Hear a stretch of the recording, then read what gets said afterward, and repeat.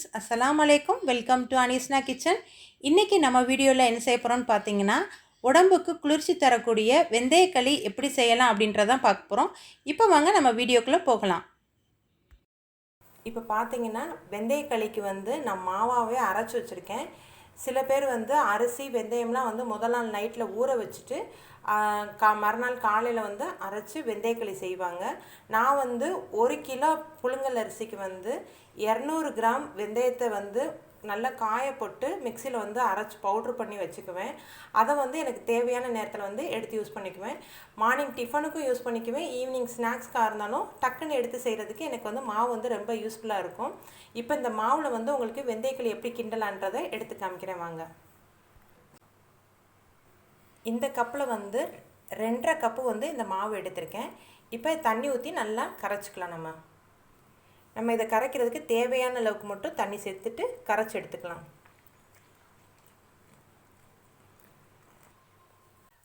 பாருங்கள், நல்லா கட்டி எதுவுமே இல்லாமல் தண்ணி ஊற்றி நல்லா கரைச்சி எடுத்து வச்சுருக்கேன்.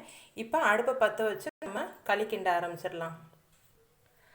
நான்ஸ்டிக் சட்டி அப்படி இல்லாட்டி அடி கனமான உள்ள பாத்திரத்தை எடுத்துக்கோங்க. அப்போ தான் களி அடி பிடிக்காமல் கரெக்டாக உங்களுக்கு வரும். நீங்கள் லேசான பாத்திரம் எடுத்துக்கிட்டீங்க அப்படின்னா உங்களுக்கு அடி பிடிக்க ஆரம்பிச்சிடும். இப்போ நான் நான்ஸ்டிக் எடுத்திருக்கேன். இதில் 1 செம்பு அளவுக்கு தண்ணி ஊற்றிக்கலாம். நம்ம தண்ணி நல்லா கொதிக்க வரட்டும். அதுக்கப்புறம் அந்த கரைச்சி வச்சுருக்க மாவை ஊற்றி நம்ம கிண்ட ஆரம்பிச்சிடலாம். மாவு கரைக்கும் போதே உப்பு சேர்த்துருக்கணும். நான் உப்பு சேர்க்காதனால இந்த தண்ணியில் உப்பு ஆட் பண்ணிக்கிறேன். 1/4 டீஸ்பூன் மட்டும் போட்டிருக்கேன். இனிப்பு பதார்த்தம் ஏதாவது செய்யும்போது கொஞ்சம் உப்பு சேர்த்தோம் அப்படின்னா கொஞ்சம் நல்லாயிருக்கும். டேஸ்ட் நல்லா கொடுக்கும் உங்களுக்கு. அதுக்காக லைட்டாக மட்டும் உப்பு சேர்த்துருக்கேன். இப்போ நம்ம தண்ணி நல்லா கொதிக்க ஆரம்பிச்சிருச்சு. மாவை கொஞ்சம் கொஞ்சமாக ஊற்றிட்டு இந்த கரண்டிட்டு நல்லா கிண்டி விட்டுக்கலாம். கொஞ்சம் கொஞ்சமாக தான் ஊற்றி கிண்டணும், இல்லாட்டி கெட்டிப்பட ஆரம்பிச்சிடும்.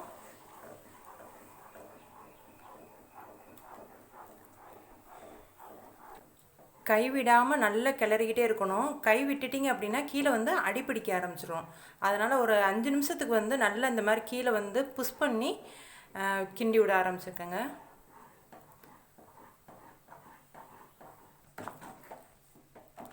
பாருங்கள், ஓரளவுக்கு கெட்டியாயிருச்சு. இன்னும் ஒரு 15 நிமிஷம் அடுப்பில் வச்சுட்டு நம்ம இறக்கிக்கலாம். இந்த மாதிரி தண்ணியை பக்கத்துலேயே வச்சுக்கோங்க. எதுக்கு தண்ணி வச்சுக்கிறோம் அப்படின்னா, இந்த மாதிரி சுற்றி உள்ளதெல்லாம் நம்ம எடுத்து விட்டுக்கலாம். கரண்டியில் உள்ளதெல்லாம் எடுத்து விட்டிங்கன்னா தான் அதுவும் சேர்ந்து வேக ஆரம்பிக்கும். தண்ணியை வச்சு அந்த மாதிரி நல்லா க்ளீன் பண்ணிக்கலாம். பாருங்கள், நல்லா வெந்துருச்சு. இந்த பக்குவத்துக்கு எல்லாமே சுருண்டு வரணும். எப்படி வெந்துருச்சு அப்படின்றத பார்க்குறத நான் சொல்லித்தரேன். எப்படி வெந்துருச்சுன்றதை பார்க்குறத பக்கத்தில் தண்ணி வச்சுருக்கோம் பார்த்திங்களா, அதை டிப் பண்ணிவிட்டு இந்த மாதிரி கொஞ்சம் உருண்டை எடுத்து இப்படி கையில் ரோல் பண்ணி பார்க்கணும். கையில் ஒட்டாமல் வந்துருச்சு அப்படின்னா நல்லா வெந்துருச்சுன்னு அர்த்தம். பாருங்கள், இப்போ நம்ம இறக்கிடலாம். இப்போ நம்ம களியை எப்படி எடுத்து வைக்கலான்னு பார்க்கலாம். ஃபஸ்ட்டு தண்ணி பக்கத்தில் வச்சுட்டு இந்த மாதிரி கரண்டியை நல்ல குழிக்கரண்டியாக பார்த்து எடுத்துக்கணும். தண்ணியில் டிப் பண்ணிவிட்டு அதுக்கப்புறம் களி எடுக்கணும். அப்போ தான் ஒட்டாமல் வரும். அதே போல் ரவுண்ட் ஷேப்பில் அழகாக வரும். இந்த மாதிரி எடுத்து வச்சுட்டு இதை நடுவில் இந்த மாதிரி அமுக்கி விடணும். தண்ணியை தொட்டுட்டு இந்த மாதிரி அமுக்கி விட்டிங்க அப்படின்னா நல்லா பள்ளமாயிரும். பாருங்கள், அழகாக வந்துருச்சுல ரவுண்டாக. இதுக்குள்ளே இப்போ என்ன பண்ணணும் அப்படின்னா, நல்லெண்ணெய் தேவையான அளவுக்கு ஊற்றிக்கங்க. இது கூட பனங்கற்பட்டி, பனை வெல்லம் எது வேணாலும் சேர்த்துக்கலாம். நான் இன்றைக்கி மண்டை வெல்லம் சேர்த்துருக்கேன். உருண்டை வெல்லம் சொல்லுவோம்ல, அதை இதுக்கு மேலே போட்டுட்டு இந்த மாதிரி வச்சிடணும். வச்சுட்டு எடுத்து சாப்பிட்டோம். இந்த மாதிரி இப்படி டிப் பண்ணி இப்படி சாப்பிடணும். இப்படி சாப்பிட்டோம் அப்படின்னா உடம்புக்கு ரொம்பவே நல்லது. வாரத்தில் ஒரு தடவை அப்படி இல்லாட்டி மாதத்தில் ஒரு தடவை அது வெந்தயக்களி சாப்பிடுங்க. உடம்புக்கு ரொம்பவே நல்லது. நல்ல குளிர்ச்சி கொடுக்கும். ஓகே ஃப்ரெண்ட்ஸ், இந்த வீடியோ உங்களுக்கு பிடிச்சிருந்தா லைக் பண்ணி, ஷேர் பண்ணி, கமெண்ட் பண்ணுங்கள். மறக்காமல் அனீஸ்னா கிச்சனுக்கு சப்ஸ்கிரைப் பண்ணுங்கள். ஓகே, பாய்.